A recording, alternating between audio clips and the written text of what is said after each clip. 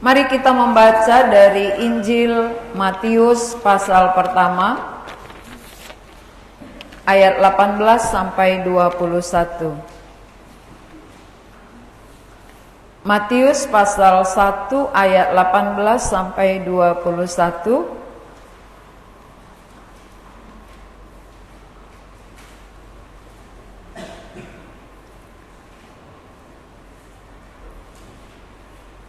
Kita baca dalam bentuk responsoria ya. Matius pasal 1 ayat 18 mulai. Kelahiran Yesus Kristus adalah seperti berikut. Pada waktu Maria ibunya bertunangan dengan Yusuf, ternyata ia mengandung dari Roh Kudus sebelum mereka hidup sebagai suami istri.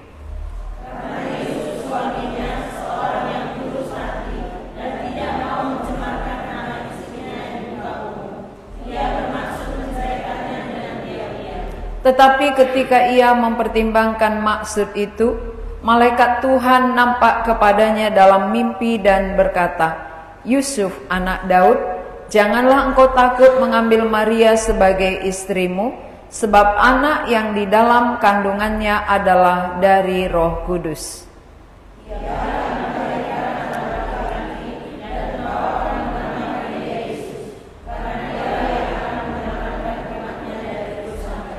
Hal itu terjadi supaya genaplah yang difirmankan Tuhan oleh Nabi.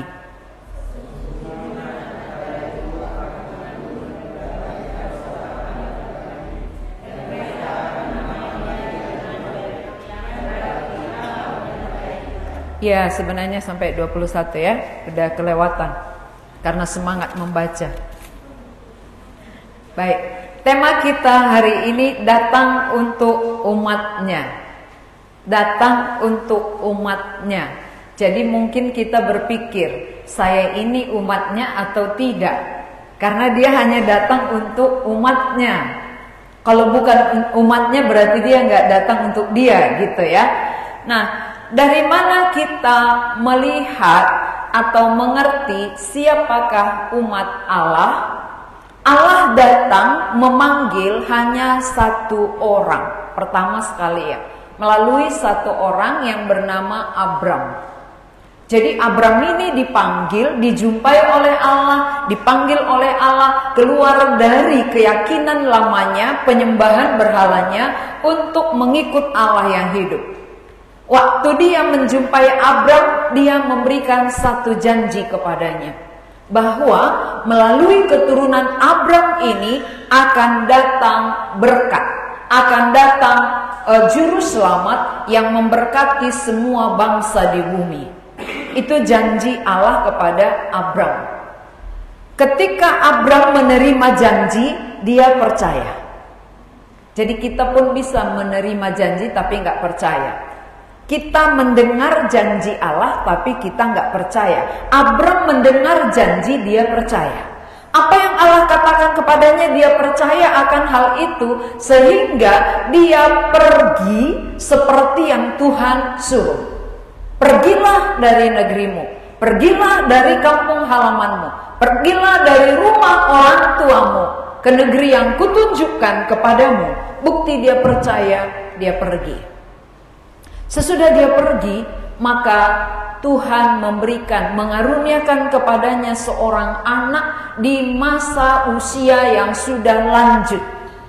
Usia Abram waktu itu 100 tahun, baru Ishak lahir. Ini hal yang tidak mungkin. Bagi pikiran manusia itu mustahil. Tetapi Allah kerjakan di dalam kehidupan Abram. Anaknya diberikan lahir dari istri yang mandul, yang tidak biasa terjadi di tengah-tengah manusia. Maka kepada Ishak juga dikaruniakan anak yang bernama Yakub. Jadi Abram menerima janji disampaikan kepada Ishak, Ishak menyampaikan kepada Yakub, lalu Yakub mempunyai anak 12 orang. 12 orang. Dari anak Yakub inilah yang 12 ini dijadikan menjadi 12 suku. 12 suku itulah bangsa Israel. Jadi kita belajar sejarah sedikit ya. Kalau nggak tahu sejarah bingung. Jadi Allah memanggil dari satu orang mulai. Ya, ketika Adam jatuh ke dalam dosa, dia mulai memberikan janji melalui satu orang, bahwa melalui keturunannya nanti akan datang yang memberkati semua bangsa di seluruh bumi ini. Maka terjadilah keturunan demi keturunan, karena memang melalui keturunannya. Kalau keturunannya percaya dengan apa yang disampaikan oleh Abram, maka janji itu genap dan genap. Ketika sampai kepada 12 anaknya, yang dikatakan 12 suku bangsa Israel ini, akhirnya janji itu mulai pudar. Janji itu mulai gak jelas. Mengapa janji pudar dan tidak jelas?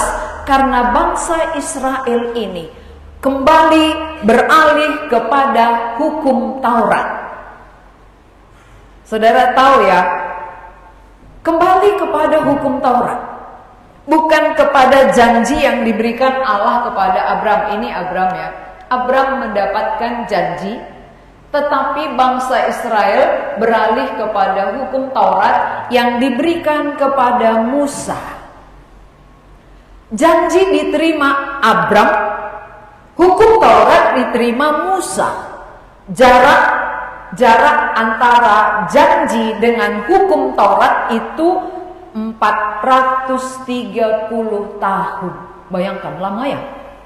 Dari Allah berjanji kepada Abram bahwa lewat keturunannya akan datang berkat yang menjadi berkat bagi semua bangsa.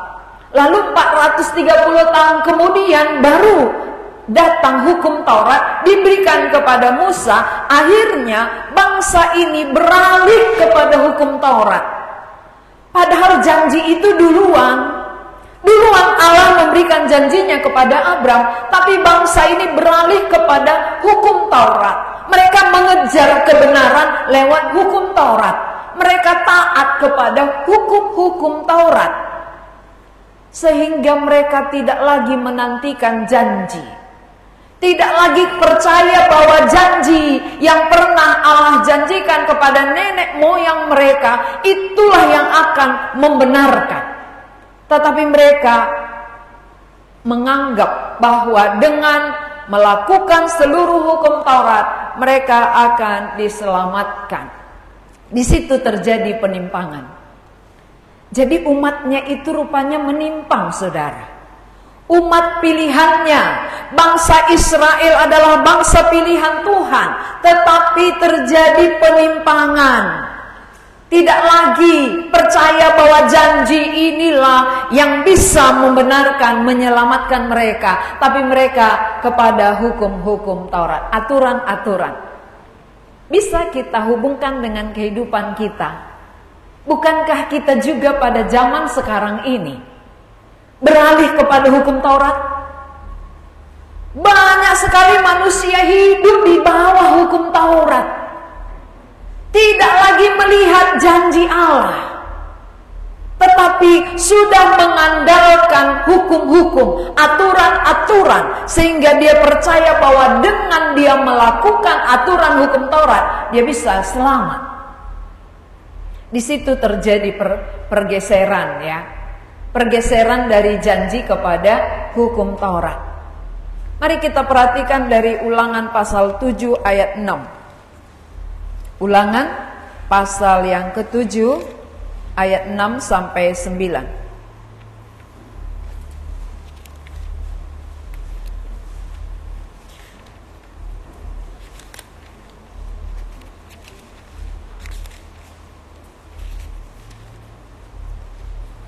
Ulangan pasal 7 ayat 6 sampai 9 saya akan bacakan. Demikian firman Tuhan. Sebab engkaulah umat yang kudus bagi Tuhan Allahmu, engkaulah yang dipilih oleh Tuhan Allahmu dari segala bangsa di atas muka bumi untuk menjadi umat kesayangannya. bukan karena lebih banyak jumlahmu dari bangsa manapun juga, maka hati Tuhan terpikat olehmu dan memilih kamu. Bukankah kamu ini yang paling kecil dari segala bangsa? Tetapi karena Tuhan mengasihi kamu dan memegang sumpahnya yang telah diikrarkannya kepada nenek moyangmu, maka Tuhan telah membawa kamu keluar dengan tangan yang kuat dan menebus engkau dari rumah perbudakan, dari tangan Firaun, raja Mesir. Jelas kenapa bangsa Israel dipilih, bukan karena mereka lebih dari bangsa lain, bukan karena mereka lebih banyak jumlahnya, tidak. Justru bangsa ini lebih kecil dari bangsa lain. Bangsa Israel ini kecil, tetapi mereka dipilih Allah. Mengapa? Karena mengingat janjinya yang telah dijanjikannya kepada Abram, nenek moyang mereka. Jadi Tuhan menepati janji, Tuhan menghargai janjinya, dan Tuhan menepati janjinya, sehingga Tuhan memilih bangsa ini. Bukan karena kehebatan mereka, bukan karena lebih banyak jumlah mereka, tetapi karena kasih Tuhan. Sehingga Tuhan mengingat janjinya, dan Tuhan melepaskan mereka ketika mereka menderita, diperbudak di tanah Mesir oleh Raja Firaun. Tuhan mendengar jeritan mereka, Tuhan mendengar keluhan mereka, dan Tuhan turun melepaskan mereka. Berarti yang membebaskan mereka dari perbudakan Mesir, tangan Tuhan yang kuat. Bukan karena keperkasaan mereka, bukan karena tentara mereka yang hebat, tapi karena tangan Tuhan yang hebat itu yang membebaskan. Saudara-saudara, kita juga demikian. Kita sudah lama diperbudak oleh dosa kita. Kita tidak bisa melepaskan diri dengan cara kita, dengan kekuatan kita, dengan kehebatan kita, tetapi kita dibebaskan oleh kekuatan Allah, oleh belas kasihan Allah. Maka kita tahu bahwa orang Israel yang dipilih ini bukan karena kelebihan, bukan karena kebaikan, bukan karena kehebatan bangsa yang besar, bukan, tapi karena mengingat janji. Berarti Allah itu tetap dia mengingat janjinya, walaupun kita bisa lupa. Saudara mungkin melupakan janji Allah, tapi Allah gak pernah melupakan janjinya. Apa yang dia janjikan dia pasti tepati, dia pasti genapi. Sekali dia berjanji, dia tidak pernah ingkar janji. Beda dengan manusia ya. Kalau manusia, kau yang berjanji, kau yang mengingkari, katanya. Itu lagu dunia ya. Dia berjanji, dia lagi ingkari. Tapi kalau Allah berjanji, Allah menepati janji. Dia tidak pernah ingkar janji. Maka kita harus percaya dengan janji Allah. Jangan percaya dengan janji manusia ya. Kalau janji Allah nggak mengecewakan, janji manusia mengecewakan. Tapi sering kita lebih percaya apa kata orang ya. Ya kan? Janji-janji pacar kita percaya. Tapi janji Allah yang penuh kasih kita ragukan. Padahal janjinya digenapi. Nah, kita perhatikan bahwa bangsa Israel yang tadinya harusnya meneruskan janji demi janji kepada keturunan-keturunannya, ternyata bangsa ini beralih kepada hukum Taurat. Maka Tuhan melihat hal itu dan Tuhan masih berbelas kasihan. Jadi tema kita datang untuk umatnya. Umat pilihannya tadi adalah bangsa Israel. Mengapa dia datang kepada mereka padahal ini umat pilihan Allah? Karena mereka tidak lagi hidup dalam janji. Mereka sudah hidup dalam hukum Taurat.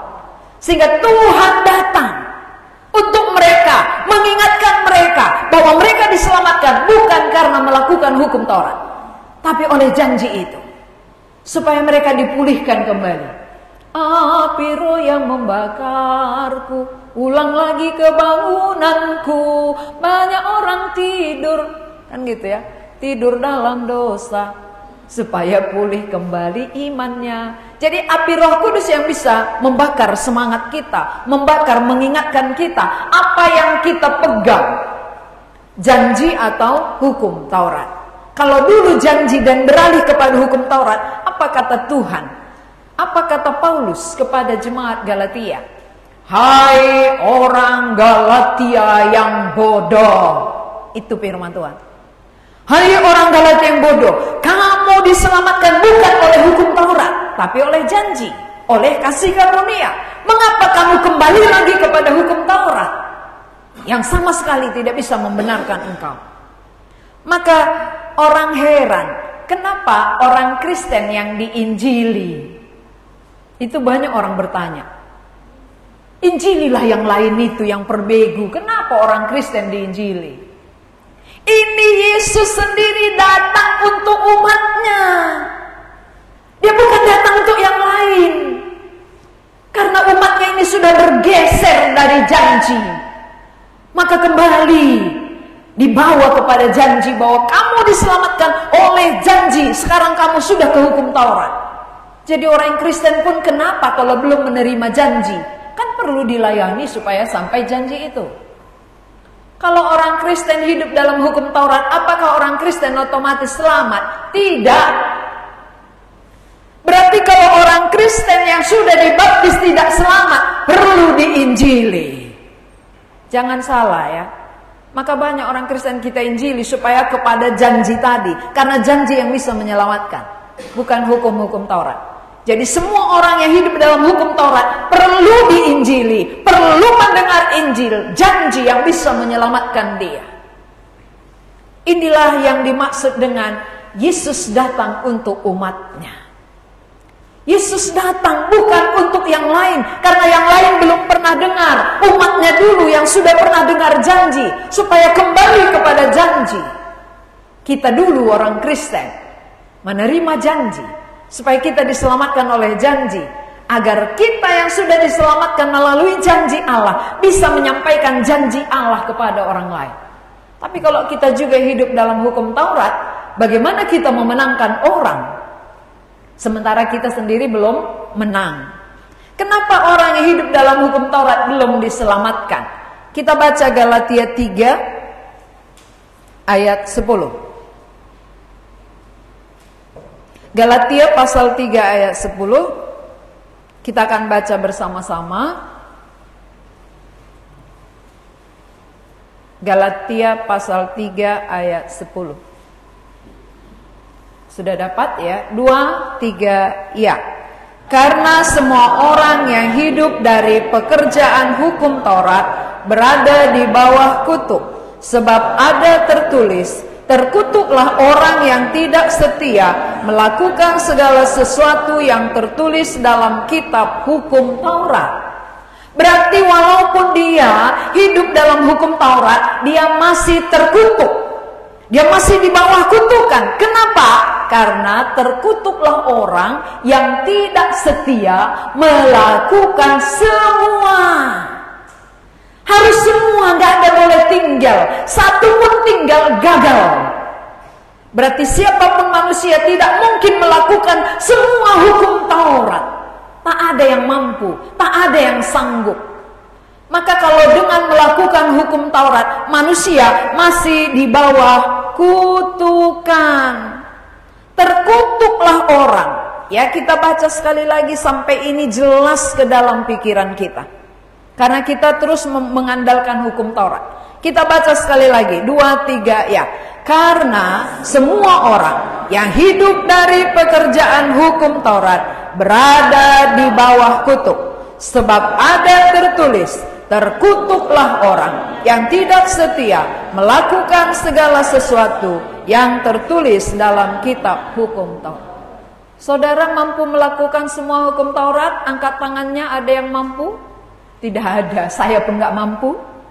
Gak ada satu orang pun yang mampu melakukan seluruh hukum Taurat. Maka siapa yang tidak melakukan seluruhnya, kalau 9 dikerjakan 1 gagal, berarti masih di bawah kutukan. Maka semua orang yang melakukan hukum Taurat berada di bawah kutukan. Terkutuklah orang Jadi saudara berada di mana sekarang? Di bawah kutukan.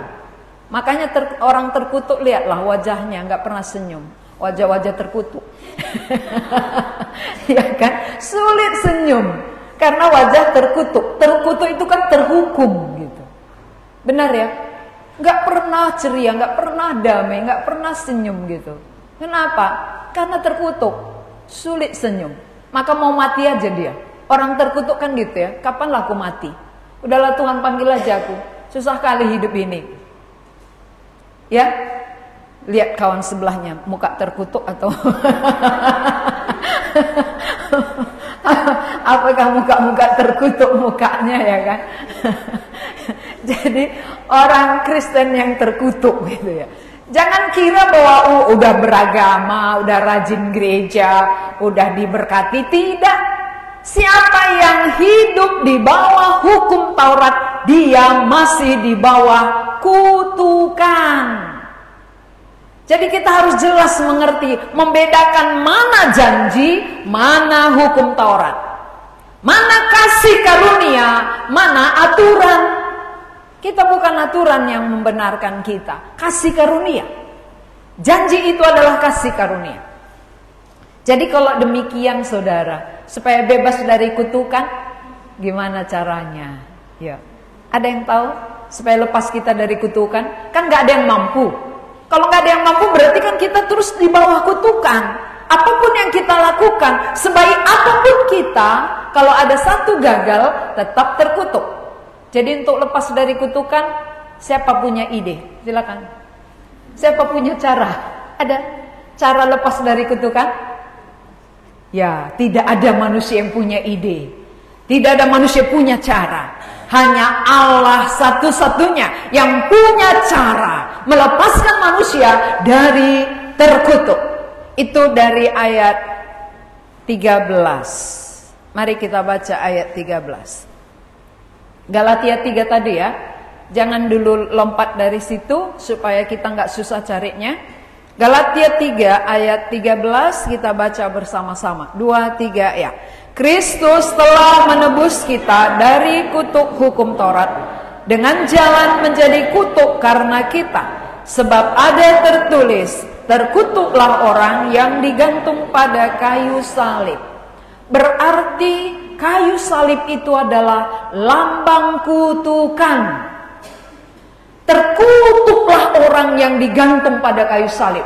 Berarti waktu Yesus disalib, dialah orang yang terkutuk. Bayangkan saudara, dia Allah, dia orang benar, dia tidak berdosa, tetapi dia menjadi terkutuk oleh karena kita. Dia menggantikan kutukan kita, menebus kita dari kutukan hukum Taurat. Dia rela menjadi terkutuk. Bayangkan betapa besarnya cinta kasihnya bagi kita. Betapa dalamnya dia memikirkan kita, bagaimana lepas dari kutukan itu. Tapi kita tidak melihat itu. Kita tidak menghargai apa yang dia perbuat. Kita tidak disuruh bayar apa-apa, saudara. Kita tidak perlu bayar apa-apa.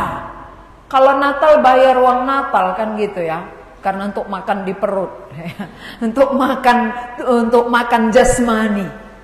Tapi kalau dia datang menebus kita dari kutukan, tidak pernah dia minta bayaran dari manusia, gratis. Itu artinya apa? Betapa besarnya pengorbanannya, tak terbayar oleh siapapun. Terlalu mahal. Lalu kalau itu terlalu mahal, mengapa kita sepelekan? Terlalu mahal, mengapa kita abaikan? Terlalu mahal, mengapa kita gantikan? Kita gantikan dengan cara kita, dengan perbuatan kita, seolah-olah kita mampu. Karena justru tidak ada manusia yang mampulah, maka Allah rela datang ke dunia ini, menjelma menjadi manusia. Dia mengambil rupa seperti kita karena dia mau menggantikan kita. Dia tidak mengambil rupa seperti hewan, atau dia tidak datang seperti malaikat.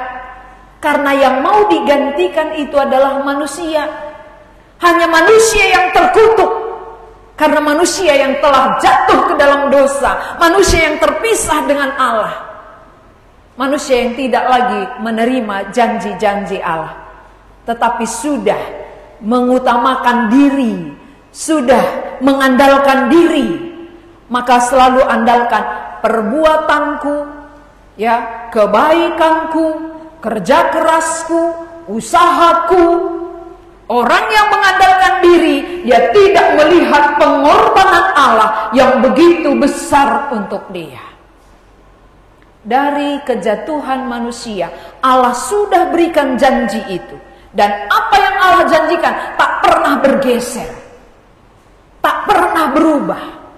Dari janjinya kepada Adam begitu berdosa, Allah sudah janjikan bahwa keturunannya akan meremukkan kepalamu dan keturunanmu akan meremukkan tumitnya. Ini janji.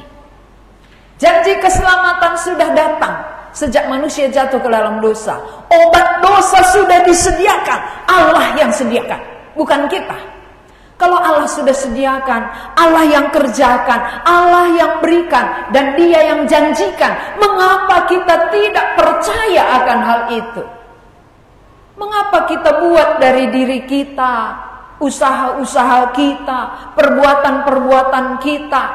Semua itu tidak bisa melepaskan kita dari kutukan.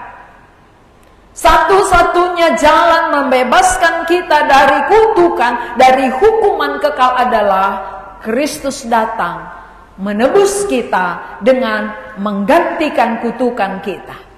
Dia terkutuk supaya kita bebas dari kutukan. Jadi bagian kita apa?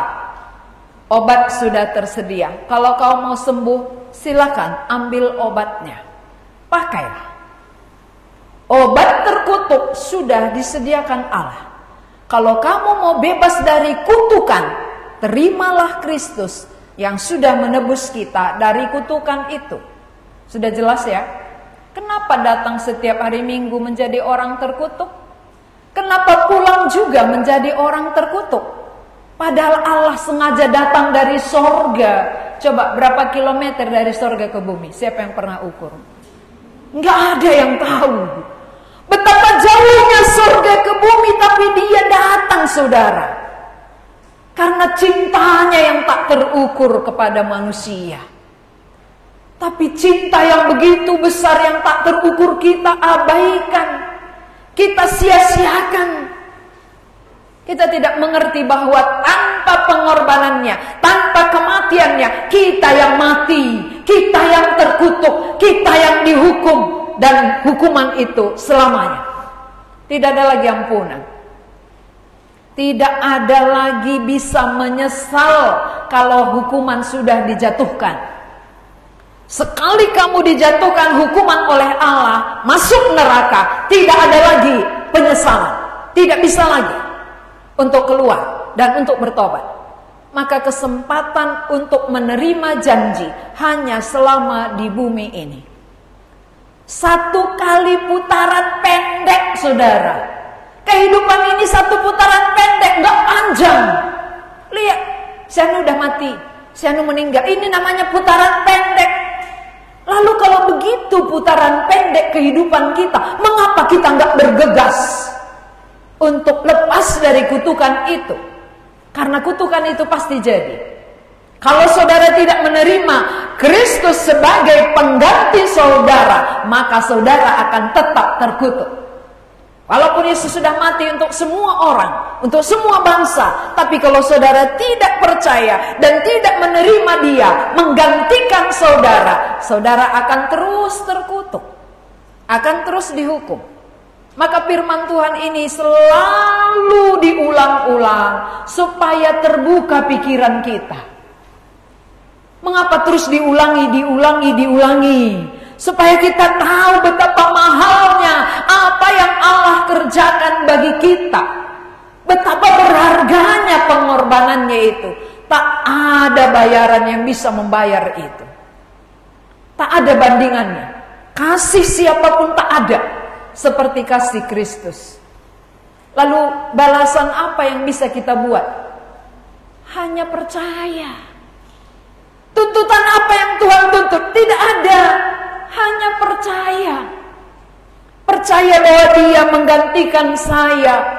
Karena Dia tidak mau saya tetap terkutuk sampai selama-lamanya. Terkutuklah orang yang digantung pada kayu salib. Ayat 13 tadi. Kita baca sekali lagi. 2, 3, ya. Kristus telah menebus kita dari kutuk hukum Taurat dengan jalan menjadi kutuk karena kita. Sebab ada tertulis, terkutuklah orang yang digantung pada kayu salib. Allah yang tidak berdosa, Allah Maha Kuasa, mau terkutuk. Mau menjadi terkutuk, menggantikan saudara dan saya. Mengapa kita tidak mau menerima Dia, percaya Dia menggantikan kita, supaya kita lepas dari kutukan itu? Mengapa hari Senin sampai hari Minggu di bawah kutukan? Bagaimana hidup orang yang di bawah kutukan Senin sampai Minggu? Itu ya, di bawah kutukan. Panas hari, aduh panas sekali. Hujan terus. Panas dingin, ya gitu ya. Jadi panas dingin dibuat Tuhan. Ada panasnya, ada hujannya gitu. Hujan panas jadi. Jadi saudara bilang kalau hujan panas gimana? Sakit. Kan ada juga hujan panas ya. Panas tapi hujan. Kalau hujan panas ini gampang sakit, sekali kena sakit. Jadi apa yang Tuhan buat? Tuhan bilang kau ajalah yang jadi Tuhan. Gantian. Gitu. Coba aturkan yang terbaik gitu. Pasti kita nggak bisa. Maka orang yang di bawah kutukan serba salah. Gak ada amannya, gak ada benarnya, semua salah. Itu namanya karena kita yang di bawah kutukan itu. Kalau orang yang sudah dibenarkan, semua jadi benar. Maka tergantung bagaimana hati kita memandang Allah, memandang sekitar kita. Kalau hati dibenarkan, semua jadi benar. Kalau hati terkutuk, semua rasanya salah.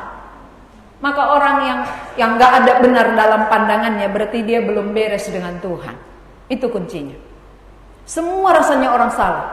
Ini tengok, ini salah itu. Ini lagi, aduh salah. Semua salah ini. Gak ada yang benar ini. Aduh, malas pun aku jadinya. Semua salah. Berarti dia sendiri yang salah. Dia sendiri yang benar gitu ya. Kalau dia sendiri yang benar berarti gak beres. Kalau semua orang gak benar bagi kita yang gak beres itu. Kita yang perlu ke dokter. Dokter mana? Dokter jiwa. Ya. Dokter jiwa itu ya Tuhan yang bisa menyembuhkan jiwa kita. Kalau dokter jiwa rumah sakit hanya tubuhnya. Tapi kalau Allah, jiwa kita benar-benar sembuh. Ya, bukan hanya fisik, tetapi secara jiwa kita disembuhkan oleh Allah. Maka pandangan kita menjadi benar terhadap orang lain. Apa penilaian saudara terhadap sebelah-sebelahnya? Makanya kenapa sering bersungut-sungut? Karena serba salah. Dibuat begini salah, dibuat begitu salah. Apapun gak benar. Jadi yang mana benar? Gak ada yang benar. Akhirnya malas dia pulang ke rumah. Kenapa? Karena kalau ke rumah salah semua gitu ya. Jadi dia kedai kopi aja. Kedai kopi gak pernah ada yang menyalahkan dia. Kalau di rumah istri selalu salahkan gitu ya. Jadi dia pilih teman-teman di luar sana. Nah maka saudara-saudara, kalau kita masih di bawah kutukan, pasti pandangan kita serba salah. Pandangan kita terhadap orang lain pun tidak ada yang beres. Karena kita yang belum beres. Maka waktu saya awal percaya, kayaknya orang senyum semua sama saya gitu. Padahal gak senyum dia. Tapi kayak senyum semua gitu. Karena di dalam sudah diperbaharui. Di dalam hati gak terkutuk lagi gitu. Jadi melihat wajah orang kayak sudah senyum semua melihat saya gitu. Jadi saya senyumi, dia kan heran. Kok saya senyumi dia gak senyum kan heran dia. Itu karena dari dalam. Itu bukan dibuat-buat. Tapi kalau hatinya masih terkutuk, suruh senyum pun beratnya. Senyum ya kan, senyum terpaksa. Hehehe, katanya gitu ya. Hehehe. Tapi dari dalam nggak bisa. maka berapa tahun lagi saudara mau di bawah kutukan? Dapat uang banyak pun kalau terkutuk, mau? Katakanlah kita kejar-kejar uang, dikasih, tapi terkutuk, siapa yang mau? Nah, orang terkutuk, nah terkutuk tiap hari, nah kau terkutuk, nah terkutuk, sampai kau terkutuk beneran di neraka katanya. Kau terima ini, kau terima ini. Buat apa? Gak enak nerimanya kalau Tuhan katakan, nah orang terkutuk gitu ya. Aku sudah terkutuk tapi kamu gak mau terima menggantikan kau. Uangku kau minta, berkatku kau minta, diriku kau tolak. Aneh ya. Orang tua aja kalau uangnya aja diminta anaknya, tapi begitu dia datang, anaknya gak peduli, sakit hati. Pasti kita sakit hati sebagai orang tua. Nakku, malas gitu ya. Malas, ada urusanku, katanya. Dia pergi. Tapi uang mak, uang pak gitu ya. Waktu dikasih uang dia pergi sama teman-temannya, nggak peduli orang tua. Itu aja menyakitkan. Bukankah demikian Tuhan memandang manusia? Hai manusia, aku datang menggantikan kau, memberikan yang termahal, tapi berkatku yang kau minta tiap hari. Untuk apa mau berkat-berkatku kalau kamu masih di bawah kutukan? Aku beri yang termahal supaya kamu lepas dari kutukan. Mengapa enggak kau lihat ini? Mengapa bukan ini yang kau terima?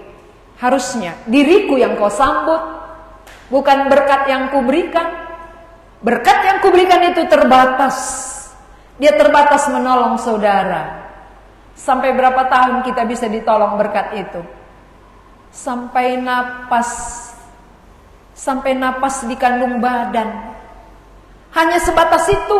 Ketika napas kita diambil, berkat gak bisa menolong.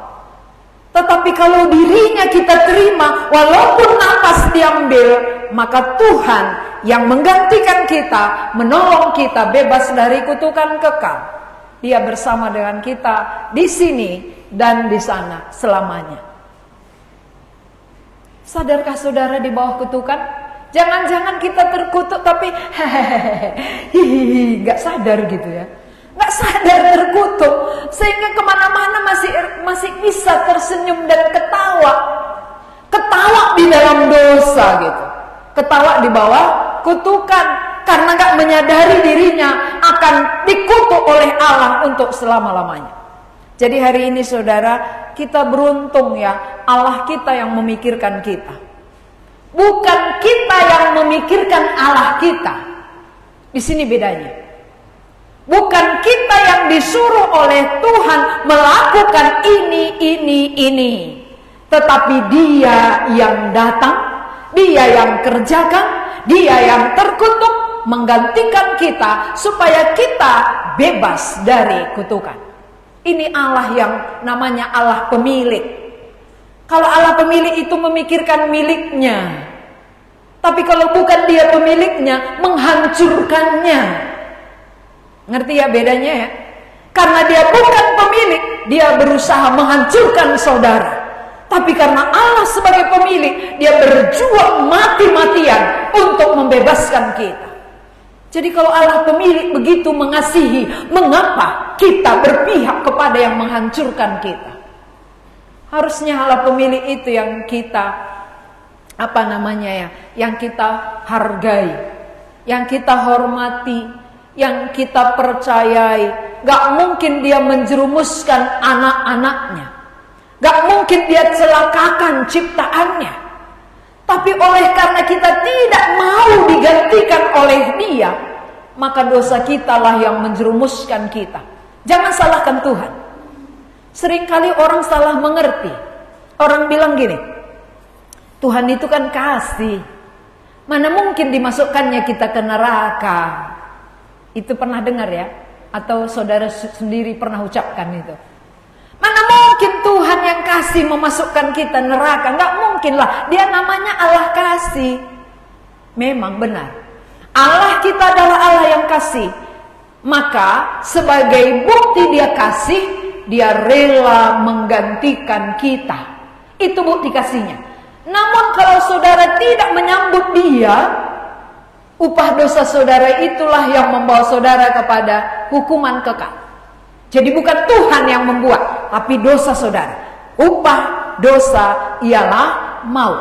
Roma pasal 6 ayat 23. Udah hafal ya? Coba kita hafal. Roma 6:23 supaya nanti kita tahu. Oh, rupanya upah dosaku yang akan menjerumuskan aku, bukan Tuhan. Tuhan itu memberi jalan keluar, tapi aku yang menjerumuskan diriku dengan dosaku ini. Tuhan sudah mau pikul, aku yang gak mau serahkan. Ingat ya, bukan salah Tuhan, salah diri sendiri. Roma 6 ayat 23 kita baca. 2-3 ya. Roma 6 ayat 23. Sebab upah dosa ialah maut. Berarti siapa yang berdosa? Saya. Apa upah saya? Maut. Maka Tuhan sebagai pencipta dan pemilik mengasihi, dia rela menggantikan maut itu. Dia rela mati supaya siapa yang percaya dia bebas dari maut. Kalau saudara nggak mau digantikan, berarti dosa saudara yang membawa saudara ke maut itu. Setuju? Ya, setuju nggak setuju? Firman Tuhan pasti jadi ya. Aku nggak setuju, tapi upah dosa ialah maut, harus jadi. Ya, kalaupun saudara lingkari Roma 6 ayat 23, ditutupi dia gitu ya, itu pasti jadi. Iya, ditipek gitu ya. Roma 6 ayat 23 saya tipek lah biar nggak nampak gitu ya. Tapi Tuhan nampak itu. Upah dosa saudara maut itu akan terjadi. Jadi jangan kira bahwa ini adalah rekayasa, tidak. Ini benar-benar fakta yang akan jadi. Jadi jangan main-main. Dosa kita yang menyeret kita kepada hukuman itu, bukan Tuhan. Tuhan mengasihi kok. Waktu Adam dan Hawa diciptakan oleh Tuhan, Tuhan sudah sediakan semua apa yang dia perlu. Dan Tuhan ciptakan dia segambar dengan Allah, dengan tujuan bisa bersekutu dengan Allah. Tapi dosa mereka menyeret mereka jauh dari Allah, sehingga gak ada lagi persekutuan. Itulah awal penderitaan bagi seluruh manusia keturunan Adam dan Hawa. Jadi sampai hari ini mengapa kita menderita? Itu upah dosa ialah maut. Bukan salah Tuhan. Tuhan, kalau memang kau sayang padaku, mengapa aku menderita? Tuhan, kalau memang kau benar ada, mengapa uangku tidak banyak? Gitu ya. Kita kira bahwa kalau dia ada uang banyak, bukan. Dia ada mati menggantikan kutukan. Itulah bukti dia mengasihi. Karena banyak pun uang kalau ke neraka untuk apa? Bersama duit ke neraka, duit nggak dibawa, tinggal juga duit ya. Jadi di neraka nggak laku duit, nggak bisa. Kurangi titik panasnya Tuhan. Kubayar pun panas sekali nih gitu ya. Itu di bumi bisa seperti itu, kurangi hukumannya. Nah, di bawah ini gitu ya. Kalau di sana mana bisa? Kalau udah masuk ke hukuman, sekali di situ, selamanya di situ. Gak ada ampun lagi. Jadi jangan main-main. Yang sudah dengar firman Tuhan, bertobat hari ini. Upah dosamu akan menyeret engkau kepada kutukan kekal, kepada api neraka selama-lamanya. Jangan mau dibohongi setan. Setan bilang apa? Enggak adanya itu. Enggak adanya neraka. Kalau ke neraka nanti banyak kali orang ke situ. Gitu kan. Kan gitu kata setan kan. Kalau banyak kalinya enggak bertobat. Jadi kalau banyak enggak bertobat, mau ikut dengan mereka, mau cari kawan. Emangnya kalau apa namanya miliaran ke neraka rame-rame kurang rupanya panasnya. Sedangkan kalau kita rame-rame di ruangan ini aja lebih banyak lebih panas, benar ya? Suhu panasnya itu makin panas. Jadi lebih banyak ke neraka, lebih panas lagi. Jangan kira banyak kawan kok di sana reuni gitu ya. Kawan sekolahku SD ada, SMP, SMA, kawan kuliahku kumpul kami nanti di neraka. Reuninya di neraka gitu ya. Jadi hop, bisa rupanya reuni lagi. Setetes air pun tak ada. Itu bukan main-main ya. Jarang orang menyampaikan ini saudara. Jadi kalau di tempat kita ini terus diulang-ulang karena cintanya Tuhan kepada saudara, hargailah. Mengapa saya nggak bosan-bosan menyampaikan? Karena waktu saya hidup saya bisa sampaikan. Kalau udah mati nanti nggak bisa lagi. Begitu Tuhan panggil saya, nggak bisa lagi saya berseru dari surga. Ya nggak bisa. Neraka, surga, bertobat, nggak bisa. Jadi selagi saya hidup inilah saya terus perjuangkan supaya yang kumpul hari ini ke surga, lepas dari kutukan. Amin. Jadi jangan pulang nanti langsung tutup Alkitabnya. Terkutuk katanya, kuulangilah. Gimana aku lepas tadi terkutuk? Cara manusia nggak ada, usaha manusia nggak ada, ide nggak ada. Hanya cara Tuhan. Apa tadi ya, Galatia? Aku nggak akan tidur sebelum aku lepas dari kutukan ini. Ini baru namanya ada apa? Ada tekad. Kalau nggak ada tekad kita nggak akan bisa jadi. Kalau sampai rumah iblis akan mengganggu. Ini kerjaanmu belum selesai, cucianmu semalam masih numpuk, gosokanmu, inimu. Ya, aduh semuanya akhirnya lupa. Kalau jelas ini firman Tuhan, jangan pegang apa-apa. Sampai rumah renungkan. Aku nggak mau terkutuk. Untuk apa aku beres lurus pakaianku? Kilat kalau aku terkutuk. Buat apa? Buat apa parfumku wangi kalau aku ke api? Bersama parfummu yang mahal itu nanti kamu ke neraka. Ngeri kan? Terkutuk dengan parfum yang mewah. Rugi dan celaka. Maka pikirkan baik-baik. Seriuslah memikirkan Tuhan. Ini udah bulan Desember, ganti lagi tahunnya, nggak bertobat-bertobat. Masuk lagi tahun 2024, masih di bawah kutukan. Maka datang pun gereja, selamat pagi, sama hari Minggu. Tahun depan pun gitu, selamat hari Minggu. Nggak ada semangat gitu. Nggak ada memikirkan orang lain. Memikirkan bagaimana orang yang terkutuk lepas dari kutukannya. Kalau kita sudah bebas, kita memikirkan mereka. Kalau saudara belum bebas, pikirkan diri saudara. Bagaimana saudara lepas? Jangan terus di bawah kutukan. Dunia ini sementara. Semua kesukaan kita berakhir. Tetapi Kristus yang menggantikan itu kekal. Kalau itu ada pada kita, maka kita akan kekal dengan Dia. Jadi bagaimana supaya kita juga menjadi umatnya? Mari kita baca ayat terakhir, Galatia 3. Galatia 3 ayat 14 kita baca bersama.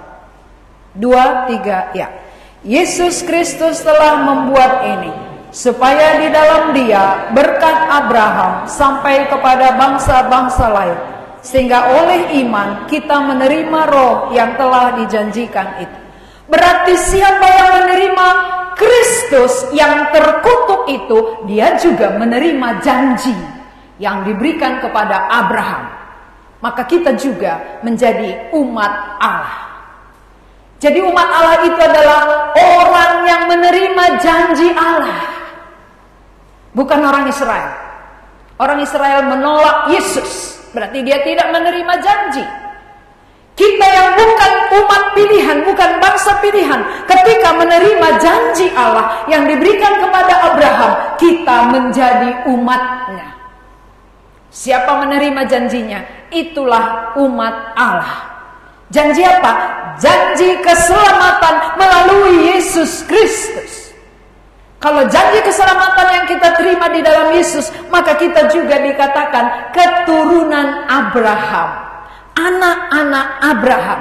Karena Abraham adalah bapa orang percaya, maka semua yang menerima Kristus anak-anak Abraham. Bapak Abraham mempunyai banyak sekali anak-anak.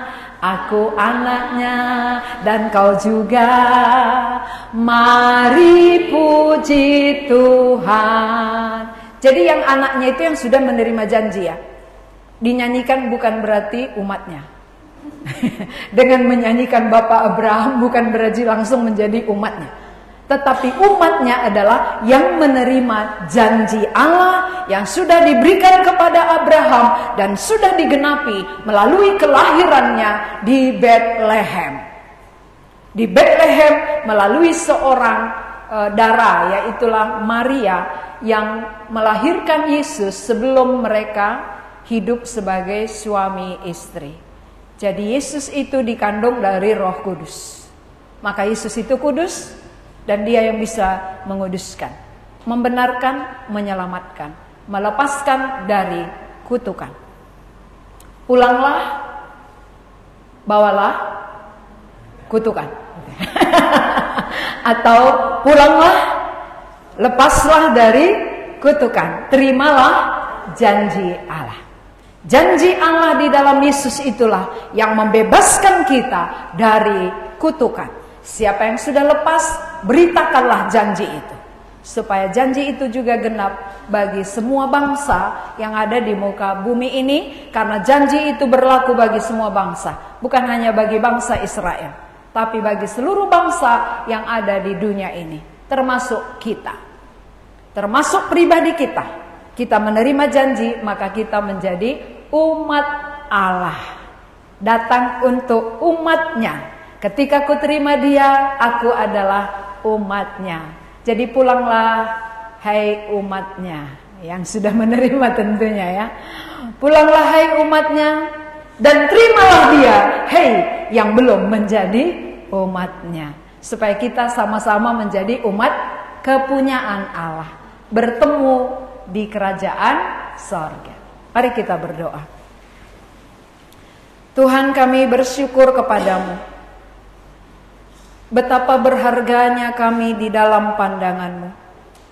Walaupun Engkau memilih bangsa Israel menjadi umatmu, tetapi bangsa itu tidak tetap hidup di dalam janji. Mereka giat melakukan hukum Taurat, aturan-aturan, sehingga ketika Engkau datang, mereka menolak. Demikian juga dengan kami. Kami orang Kristen mirip dengan bangsa Israel.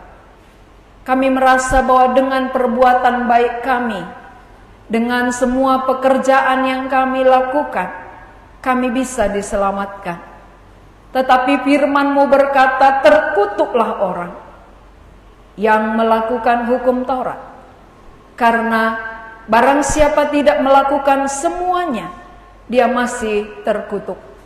Tetapi Engkau menggantikan kutukan itu untuk menebus kami, supaya kami lepas dari kutukan. Tuhan, bukalah mata hati kami, supaya kami benar-benar mengerti janji-Mu, mengerti anugerah-Mu, dan mengerti belas kasihan-Mu. Dan kami boleh menerima Engkau, supaya janji-Mu genap di dalam hidup kami. Itulah yang membuat kami menjadi umat kepunyaan-Mu. Terima kasih Tuhan, hamba-Mu sudah menyampaikannya. Biarlah Roh-Mu yang kudus meneruskan di dalam hati kami masing-masing, supaya orang yang sadar masih di bawah kutukan, dia tidak tenang, dia gelisah sebelum dia menerima janji-Mu itu. Kami yang sudah mendapatkan janji dalam hidup kami, supaya kami menghargai janji itu, dan kami boleh memakaikan di dalam kehidupan kami, membagikan kepada saudara-saudara kami yang sudah banyak hidup di dalam hukum Taurat, rajin melakukan aturan-aturan tanpa mengerti bahwa janji itulah yang menyelamatkan mereka. Tuhan, bakar kembali semangat kami, supaya kami bangkit, tidak memikirkan diri sendiri, tidak lagi berputar-putar dengan kesibukan kami yang singkat di dunia ini, tetapi kami boleh memikirkan jiwa-jiwa yang di bawah kutukan, supaya mereka juga terlepas. Terima kasih Tuhan, Engkau sudah berfirman bagi kami. Dalam nama Tuhan Yesus kami berdoa. Amin.